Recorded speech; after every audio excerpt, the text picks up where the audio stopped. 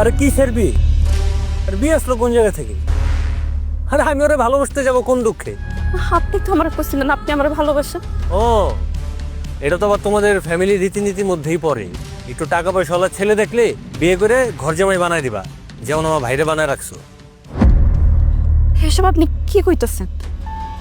কি পুতুল, জীবনের এই প্রথম সবাইকে ঘটা করে ডাকলে কি নাকি বলবা? বলে ভালো। কি রে, তুই কথা কইতাছস না কেন? তোর কিছু পছন্দ হইছে? কিছু লাগবো? ও আপা, আমার একটা মানুষ অনেক বেশি পছন্দ হয়েছে। আমি ওই মানুষটারে চাই, যদি তোমরা রাজি থাকো। দেখছো, শুনছো কথা? তার মানে এই কারণেই ও এতদিন বিয়েতে রাজি হয় নাই। আরে তাতে কি হয়েছে? ও এখন বড় হয়েছে না, এখন যাকে পছন্দ করবে দেখবো ঠিকঠাক আছে। শোনো পুতুল, তুমি কারে পছন্দ করো নামটা আমাকে বলো, আমি তার গার্জেনের সাথে কথা বলে তোমার বিয়া যে কোনো ভাবে হোক ফাইনাল করে ফেলবে। আমি জানি খালার কারে পছন্দ, সেই বাড়ির মধ্যে ঘোরাফেরা করতেছে। আমার ছেলেটাও না সেই রকম পাকনা হইছে। আর সে যদি ঘরেই থাকে তাহলে কই? আরে পাগলি, এমনও বুঝতে পারোস নাই আমার পাগনি কারে ভালোবাসে? ডাইনো একটু ভালো করে তাকা দেখ, তাইলে টের পাবি।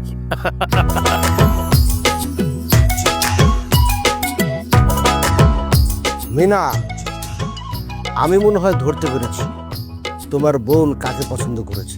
কি পুতুল, তুমি আমার ভাইটাকে পছন্দ করে ফেললে? খুব ভালো। আচ্ছা, তুমি যে ওকে ভালোবাসো এই বিষয়টা ও আবার জানে তো? ফাদুল্লাহ ভাই, আপনার ভাই আমারে কইছে আপনাদের কাছে বিয়ে নিয়ে কথা কইতে। ওনার নাকি অনেক শরম করে এই বিষয়ে কথা বলতে। দুলা ভাই, আমরা একজন আরেকজনের অনেক পছন্দ করি। আমরা দুজনের বিয়ে করতে চাই, যদি আপনারা সবাই রাজি থাকেন। আরে কিসের বিয়ে? আর বিয়ে আসলো কোন জায়গা থেকে? বে, তোমার এই শালির তো মাথায় সমস্যা। আরে আমি ওরে ভালোবাসতে যাব কোন দুঃখে?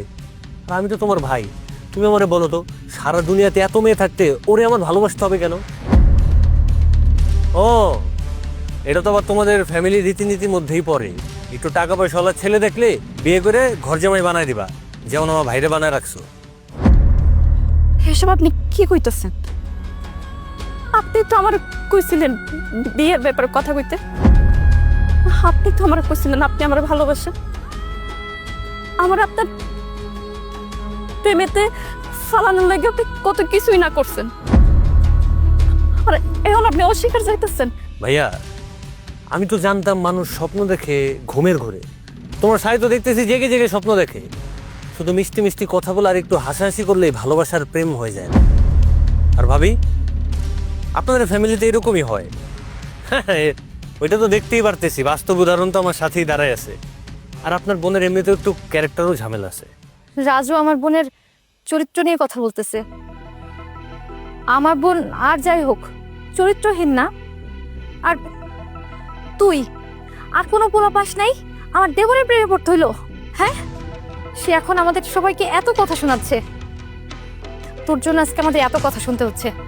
আমি আমি ওকে আজকে মেরেই ফেলবো। আমি ওকে আস্ত রাখবো না। এই থামো, তুমি ওর গায়ে হাত কেন তুলতে চাও? ও কি এমন অন্যায় করেছে?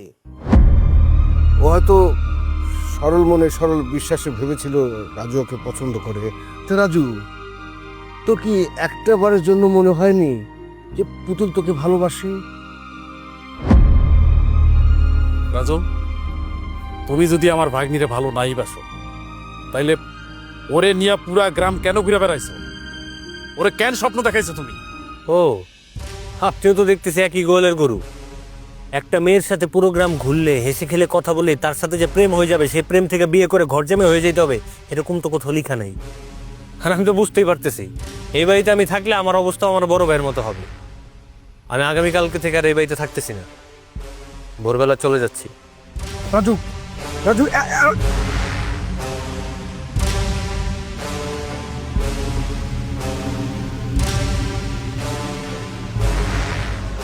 দুলা ভাই, সব কিছু আমার কারণে হইতেছে। সব কিছুর দায় আমি আসলে বুঝতে পারি নাই উনি যে আমার ভালোবাসে না, আমি সত্যি বুঝতে পারি নাই। আমি যদি বুঝতাম তাহলে তো সবার সামনে আমি এই কথাগুলো কইতাম না। দুলা ভাই, আপনি আমার মাফ করে দিন। আব্বা, আমি সত্যি বুঝতে পারি নাই মানুষ যে ভালোবাসা নিয়ে নাটক করতে পারে, এটা আমার জানা ছিল না। আমার মাফ করে দিও আপা।